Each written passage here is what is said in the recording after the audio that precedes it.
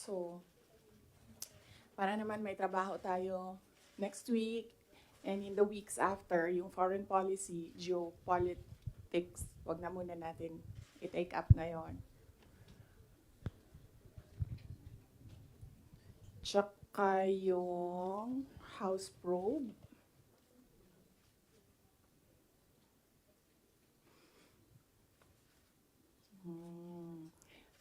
Antayin muna natin yung next house hearing.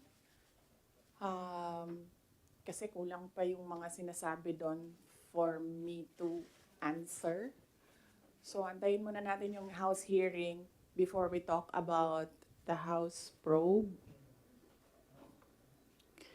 And then sa Quad Committee, hindi pa naman nila nasasali yung pangalan ko doon.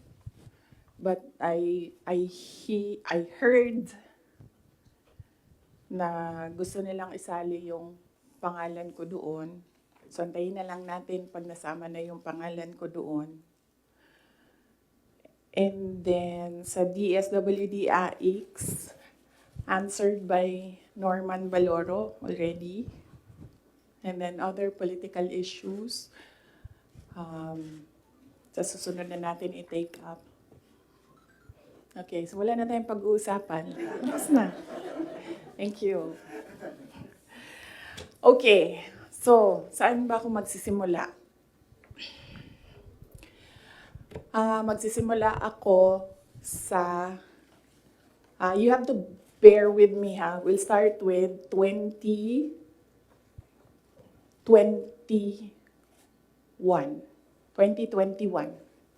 Doon tayo magsisimula sa 2021. So,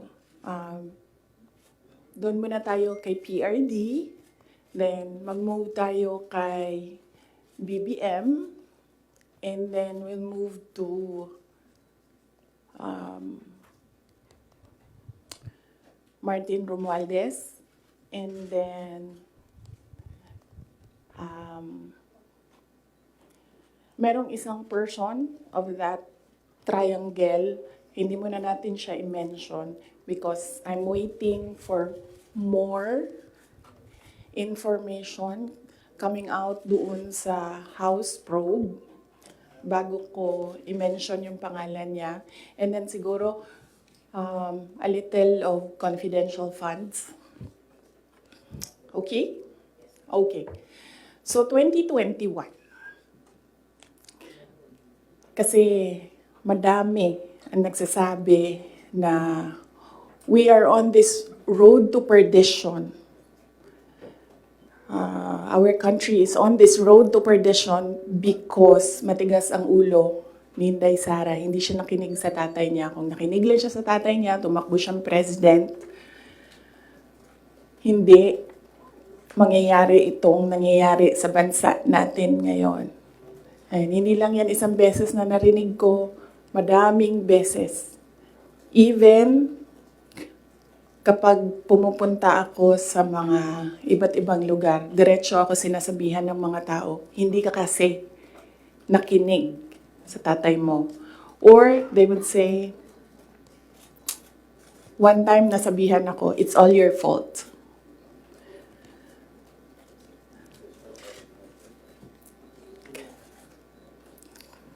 Alam nyo, kasi I don't like talking about my life. I don't like talking about my feelings. I only want to talk about my work. Kaya hindi ako nagsasalita. Pero ganito yung nangyari. PRD never, ever asked me to run for president. Yan yung totoo. 7 times niya ako pinuntahan sa bahay ng nanay ko, sa bahay ng asawa ko. Hindi siya talaga nagsabi sa akin na tumakbo ka for president. In fact, sinabi niya sa akin, huwag kang tumakbo for president kasi nanggaling ako dyan, Mahirap siya na trabaho. Anak kita, naaawa ako sa iyo to go through what I had to go through. Yan ang sinabi niya sa akin, paulit-ulit. And sino ang witness ko to say na totoo ang sinasabi ko? Yung nanay ko. Because sa 7 discussions na yon, nandoon ang nanay ko parati. Nakaupo, nakikinig, hindi nagsasalita. There was only one time, one discussion na nagsalita yung nanay ko. Nilagay ko yung nanay ko doon para makinig siya sa aming dalawa ni PRD. So, on the hindsight, maybe ginamitan ako ng reverse psychology ni PRD, hindi ko alam. Siya lang ang nakakaalam kung bakit paulit-ulit niya sinabi sa akin, huwag ka tumakbo for president. Kung magkakaroon kayo ng pagkakataon na tanungin ninyo siya bakit. Another proof na hindi ako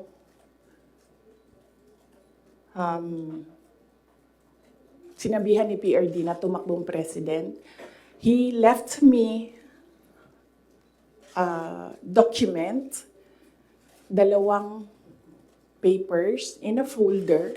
Unfortunately, naiwan ko sa bahay namin ngayon. Dala ko siya dito sa Manila para ipakita sa inyo, pero naiwan ko siya sa bahay. Ang nakalagay doon, so maybe the next time na magkita-kita tayo lahat, dalhin ko siya. You can read, but you cannot take photos. Cannot take videos of the document. Nakalagay doon, in gist lang. Sa left side, nagsasabi siya doon, hindi si PRD. Hindi si PRD ang sumulat nun, ibang tao. Nagsasabi yung tao doon, Sara should not run for any position. Dapat si Bongo ang tumakbong VP. Yun yung nakalagay sa left side na document. Nakalagay sa right side na document, Sara should not run for any position. She should endorse Bongo Rudy Duterte for President and Vice President. So yun yung proof ko. Yun yung dala-dala ni PRD na document nung very last meeting namin. Dala niya yung document na yon. So yun yung proof ko na hindi talaga nagsabi si President Duterte na tumakbo ako for president. And even if nagsabi siya, hindi din talaga ako tatakbo for president. Maaga ako nagsabi sa inyong lahat. Sabi ko, I don't know kung may mga media pa at the time na nandito ngayon. Sinabi ko, wag nyo na muna akong tanungin about the presidency para hindi pa ulit-ulit yung tanong. Antayin nyo na lang January 2021. Pagdating ng January 2021, paalam ko sa inyo ang decision ko. Kung tatakbo akong president o hindi. And true enough, January 2021, maaga ako nagsabi sa lahat, sa taong bayan, na hindi ako tatakbong president. Unfortunately, hindi naniwala lahat. Kasi sinasabi ninyo, yan yung track ni President Duterte. Hindi ako tatakbong president, hindi ako tatakbong president. And then, nag-substitute siya. But, yes, anak ako ni PRD, and yes, meron kayong nakikita sa akin na nakikita ninyo sa kanya. But I am a different person. Yung mga anak ninyo, hindi yan clones ninyo. Meron yan silang sariling pag-iisip, meron yan silang sariling kapasidad, meron yan silang sariling damdamin. Yun yung unfortunate part noong announcement ko noong January 2021 na hindi ako tatakbong president. Walang naniwala kasi sinabi nila, gagawin lang niya kung ano yung ginawa ng tatay niya. Hindi. Desisyon ko yun na hindi talaga ako tatakbong president.